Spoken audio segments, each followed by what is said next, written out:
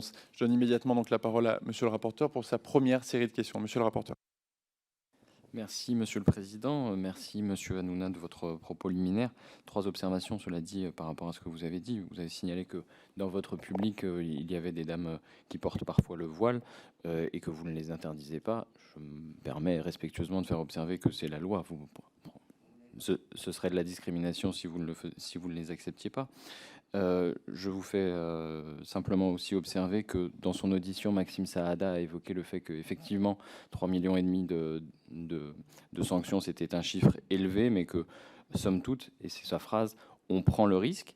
Donc j'observe que depuis, il n'y a pas eu d'autres incidents, mais que soit le montant était proportionné et a été dissuasif, soit en tout cas Maxime Saada considère qu'il pouvait prendre le risque.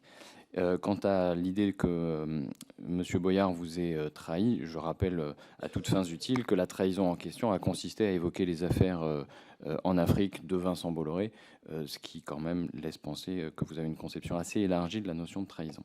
J'en viens à mes questions. Suite à la décision du CSA, le 7 juin 2017, d'interdire pendant 3 semaines la diffusion des séquences publicitaires au sein de TPMP, vous avez affirmé sur votre plateau « Le CSA veut absolument interdire TPMP. Il cherche des moyens détournés pour l'arrêter. » Dans un entretien à Paris Match, vous avez également complété « On s'achemine doucement vers une police du rire si l'on ne réagit pas. Le public en a marre des donneurs de leçons, ceux qui nous disent quoi dire, quoi penser, quoi faire. » Pouvez-vous donner un exemple d'intervention où vous estimez que le régulateur a excédé le champ de sa mission confiée par le législateur? Et je me permets de vous poser tout de suite la deuxième question. Par police du rire, est-ce que vous entendez là l'application de la loi et de la convention conclue par C8? Merci, monsieur le rapporteur. Alors juste, déjà, je vais revenir sur vos 3 points que vous avez soulevés il y a un instant. Le premier point, vous avez parlé du public. Je disais que je suis le seul, aujourd'hui, certainement, à avoir autant de femmes voilées dans le public, ou de personnes avec des kippas. Si vous avez d'autres exemples d'émissions, n'hésitez pas à me les donner. Merci. Sur Louis Boyard, j'ai même pas entendu de quoi il me parlait, Louis Boyard. J'ai juste vu un garçon, un pote, comme j'ai dit, gesticuler et parler d'un sujet qui était complètement contraire et complètement hors sujet par rapport à ce pourquoi il était venu. Donc voilà. Donc je me suis dit, bon bah Louis, je ne sais pas ce qu'il a aujourd'hui. Apparemment, il veut faire un coup d'éclat. Bon. Dernière question. Vous êtes revenu sur Maxime Saada sur les 3,5 millions d'euros d'amende. 3,5 millions d'euros d'amende, c'est énorme. Hein. C'est très très lourd. Il n'y a pas une amende dans n'importe quoi. Vous pouvez même aux États-Unis, même quand ils doivent payer des cautions, on n'a jamais payé 3,5 millions d'euros de caution. 3,5 millions de dollars, ça n'existe pas. Donc bien sûr que cette amende est dissuasive, parce que 3,5 millions d'euros, derrière nous, et surtout la chaîne C8, ils ont été obligés de réduire la voilure sur des programmes. On a dû enlever des prime time qu'on avait prévus pour nos téléspectateurs. On a dû enlever des émissions ambitieuses sur lesquelles on avait travaillé, et notamment notre production. On avait travaillé sur des émissions ambitieuses qu'on n'a pas pu faire à cause de cette amende record. Donc forcément, les amendes, elles pénalisent l'antenne. Elles pénalisent C8 et elles pénalisent bien entendu H2O, ma société de production. Donc oui, les amendes nous pénalisent grandement. Et quand on a une amende de 3,5 millions d'euros, je reviens là-dessus, on se réunit et on se dit qu'est-ce qu'on peut enlever, où est-ce qu'on peut réduire, qu'est-ce qu'on peut faire en moins, qu'est-ce qu'on peut proposer de moins à nos téléspectateurs. Et derrière, eh bien, on coupe dans le budget. Donc forcément, oui, 3,5 millions d'euros, ça nous atteint et ça nous impacte fortement. Sur mes déclarations dans Paris Match, vous m'avez dit, et sur mes déclarations concernant la police du rire et sur le CSA. Le CSA, vous savez, vous avez reçu il y a quelques jours M. Schramek, qui était à cette époque président du CSA, lorsque j'ai fait ces déclarations. M. Schrammeck, on a donné l'info, comme quoi, pour vous dire que TPMP donne énormément d'informations, énormément de scoops. On a été les premiers à donner le scoop comme quoi François Hollande avait demandé à Olivier Schrammeck de ne pas choisir quelques candidats pour la présidence de France Télévisions. Olivier Schrammeck, à l'époque, on a pris des amendes qui étaient déjà disproportionnées pour moi. Et c'est vrai j'ai senti un acharnement sur C8, puisque pour des cas similaires à ce qu'on avait fait à l'antenne, des gens n'avaient pas d'amende. Et ça continue aujourd'hui, puisque je vous ai donné l'exemple, monsieur le rapporteur, il y a un instant, de la publicité, ce qu'on appelle publicité clandestine en télévision.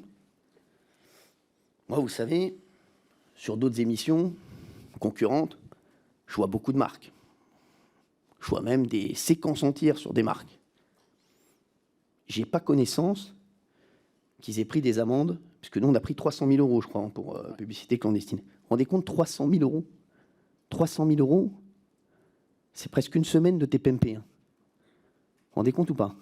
Ça veut dire que derrière, 300 000 euros pour la publicité, comme ils disent, clandestine, je ne crois pas que d'autres chaînes aient pris une aussi grosse amende. En tout cas, si vous avez des exemples, n'hésitez pas à me les donner. Et vraiment, je dirais bravo.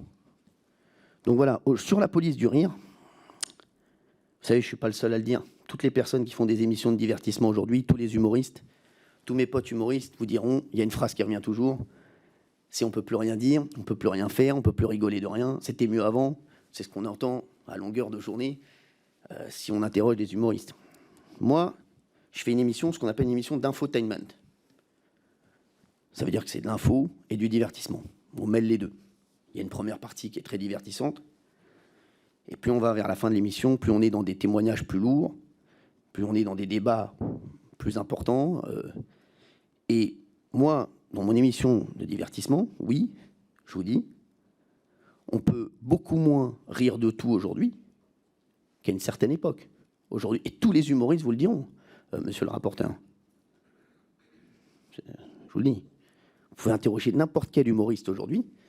Moi, il y a plein d'humoristes, et je vous le dis, monsieur Saint-Toul, qui veulent plus venir sur mon plateau aussi, ou sur plein de plateaux, pas que le mien, parce qu'ils ont peur de faire la mauvaise blague. Ils disent, on va faire une blague, aujourd'hui on ne peut pas rire de ci, on ne peut pas rire de ça, on va faire une blague, et derrière, notre carrière, elle va s'effondrer. Il y a eu plein d'exemples comme ça. Moi, j'ai eu l'exemple de Tex, qui a fait une très mauvaise blague sur une émission que je produisais, qui était avec Julien Courbet à l'époque, qui était présentateur. Et le lendemain, terminé. Et aujourd'hui, il y a de moins en moins, je vous dis, d'humoristes qui veulent venir faire des blagues en plateau. Plein de fois, j'appelle des potes, je leur dis, est-ce que tu veux venir? Ils disent, non, je ne veux pas prendre de risques, je ne fais plus de plateau. Vraiment, je fais que des trucs tranquilles, je fais que des trucs sur le web, sur YouTube. Au moins, c'est moi qui décide de ce que je mets ou de ce que je poste sur Insta ou sur Snap. Mais j'arrête parce qu'aujourd'hui, et je ne parlais pas que de moi, hein, monsieur le rapporteur, aujourd'hui, c'est vrai que c'est très compliqué de pouvoir rire à la télé, et surtout quand on est en direct. Donc on fait attention à tout. Et vous imaginez bien que moi, quand je rentre sur le plateau, et que même, je ne sais pas ce que vont dire mes chroniqueurs, parfois, je les arrête au milieu d'une phrase, parce que je me dis peut-être qu'ils vont faire la blague de trop, ou peut-être qu'ils vont dire un truc qui va pas passer. Donc c'est une vigilance de tous les instants. Et c'est ça aussi qui fait la force de l'émission, et aujourd'hui la force des émissions, pas que la mienne, hein, des émissions de talk. Voilà, aujourd'hui, je vais prendre un autre exemple, Léa Salamé, on parle beaucoup de cette émission. Parce qu'aussi, c'est un talk où il peut se passer des choses. J'ai vu la semaine dernière qu'il y avait plein de gens qui lui étaient tombés dessus parce qu'elle avait reçu la sœur de Xavier Dupont de Ligonnès et qu'il n'y avait pas de contradiction. Je prends sa défense aujourd'hui, voilà, même si c'est pas à moi de le faire, mais aujourd'hui, c'est compliqué, voilà, d'avoir à chaque fois un contradicteur sur des sujets, sur un témoignage. Donc c'est vrai qu'aujourd'hui, c'est de plus en plus compliqué de faire de la télévision, de la télévision aujourd'hui de talk show. Et il y a plusieurs écoles dans le talk show. Il y a C'est à vous, il y a Quotidien, il y a TPMP. On n'est pas tous logés à la même enseigne. Pour ces exemples, ils sont effectivement importants pour la mise en contexte. Mais voilà, on va essayer de privilégier au maximum les réponses les plus directes et courtes possibles, même si ces exemples étaient importants et intéressants. Mais je veille à ce que les débats puissent permettre à un maximum de députés de prendre la parole et à monsieur le rapporteur. Donc, je vous invite à des réponses les plus courtes possibles. Merci. Oui,